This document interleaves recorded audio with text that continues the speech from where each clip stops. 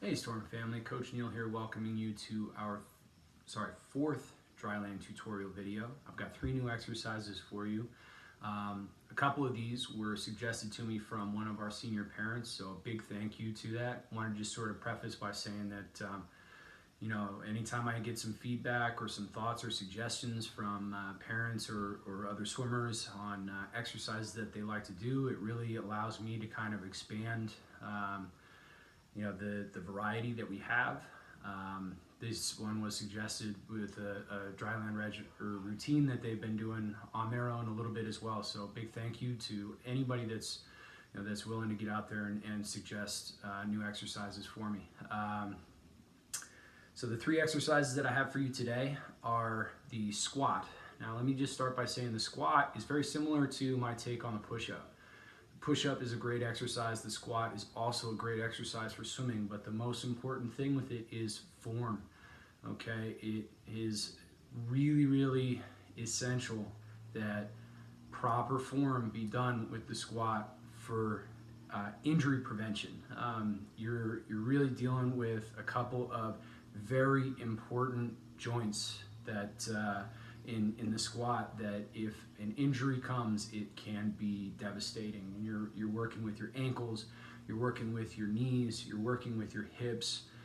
Part of the thing that's so great about the squat is that there's what's called a triple extension. When you are pushing back up, the weight back up, you are extending your hips, you are extending your knees, and you are extending your ankles, all of which, when are highly trained and in great condition, are going to help any athlete be an even better athlete. So, but the most important thing is form, because any deviation from proper form can quickly cause pain.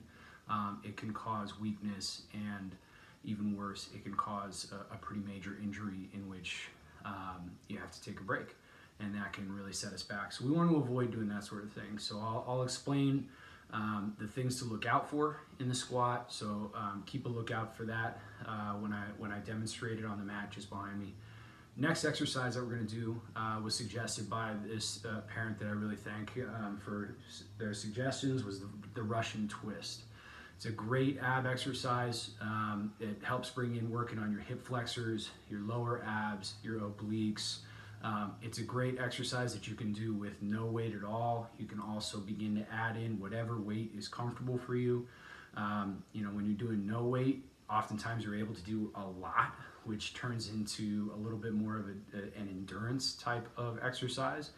Maybe you start adding in weight, you're doing fewer reps, but that's building up strength, speed, and power. So just the variety that these exercises can really offer is awesome. All right, and then the third exercise that I have for you is another ab exercise, also suggested by this parent, and that is from the walkout. All right, so the walkout is much like, I don't know if you've ever seen an ab roller, but it's essentially, the roller is just it's a wheel with 2 handles, and you're able to roll the out as far as you can, thus really firing your core and keeping everything tense, and then you bring it back. We're going to do a similar thing, essentially, where we don't have the roller. We're just going to walk our hands out, and I'll demonstrate that for you as well. All right. As always, start with the dynamic stretching warm-up. Get yourself loose and ready, heart rate up and blood circulating, and then get into these exercises based on the workout reps and rounds that I send out for your group. Okay. Without further ado, I'll get started on the squat. So the squat, couple things are really important. I'll start with facing the camera. Okay. You want your feet to be shoulder width apart. You want to avoid your feet being too wide for a couple of reasons. One, it's not quite as efficient.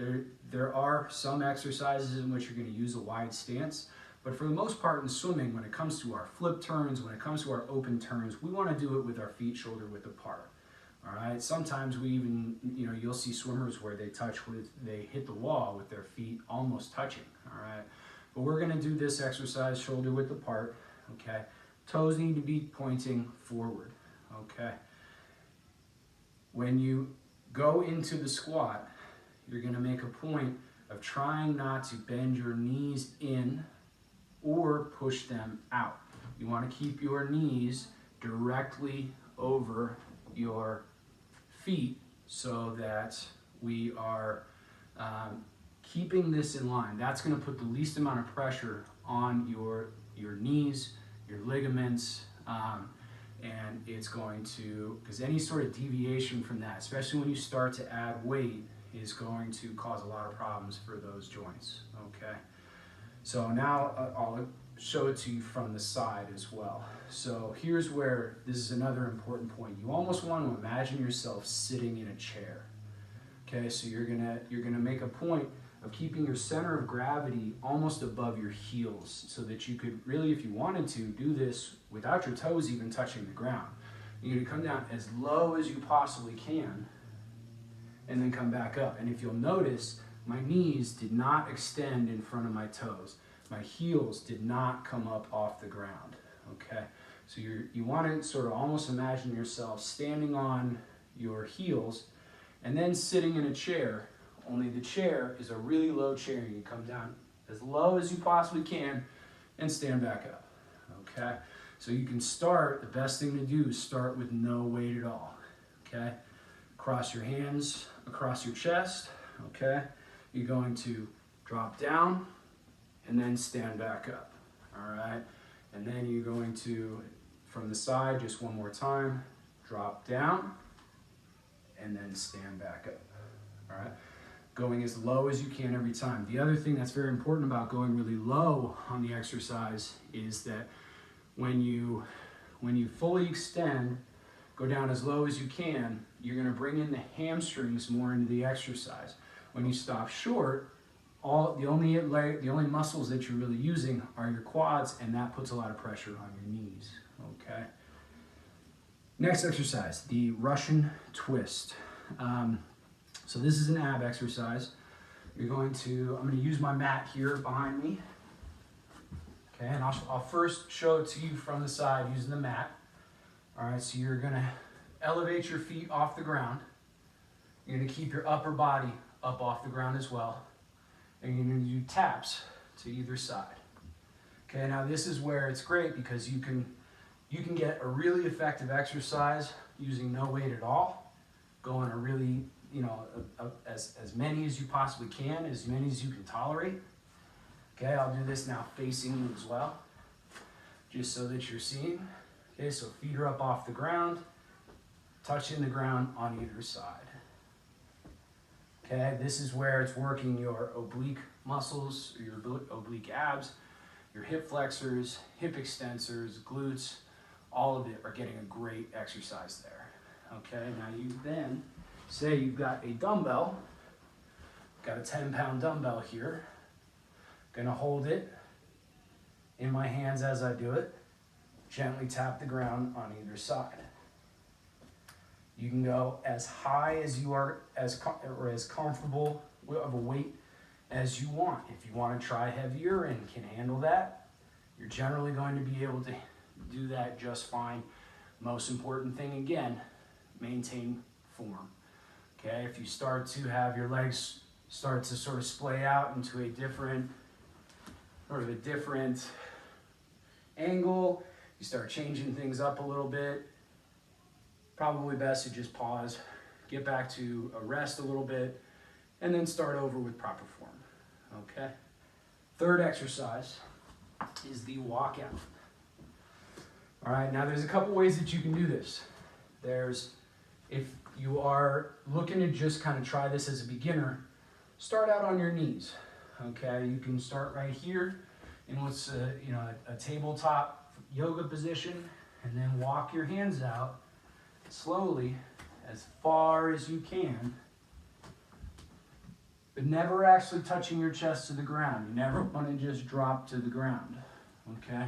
So you're gonna go your hands as far as you can, hold on to that count for about 5 seconds. 1, 2, 3, 4, 5, and then walk your hands back in. You want to do it slowly. You don't need to just these humongous steps. The idea There's really no rush to this exercise. Much like planks, where you're doing this for a certain amount of time, it's similar in that regard. If that feels a little bit easy and you want to challenge yourself a little bit more, get up into a push-up position, okay? Same thing, you want to keep your hips in line. You don't want the hips to rise up. That's going to minimize the effect of the ab exercise. So keep your hips in line. Walk your hands as far as you can. Hold it for a count of 5. And then bring it back up. Okay? So, beauty of it is that it's bringing in core stability. It's working on extending and contracting your abs, which we do often in flip turns, in breaststroke, and a lot of our strokes are going to have a lot of extension and contraction of abs. The Russian twists are great for freestyle and backstroke, where there's twisting and torque involved in the stroke. All these things very applicable and effective when it comes to swimming. And as always, make sure that you are doing your best to stick to good, proper form. And if you start to break down and get tired and can't manage proper form, stop. All right, the last thing you want to do is continue with improper form. 1, it develops bad habits. 2, it could set you up for injury. And then we're in an entirely different place if that occurs. So, hope you enjoyed this video. If you have any questions or other suggestions for some new exercises, much like this other parent that had some great ideas for me, please, I'm all ears. We're one big community that I'm always looking to learn from. I know a lot of you have a wealth of knowledge that you all bring to the table, and I'm always looking to try to incorporate what we all know. So, hope you enjoyed this video. Stay safe. Go Storm.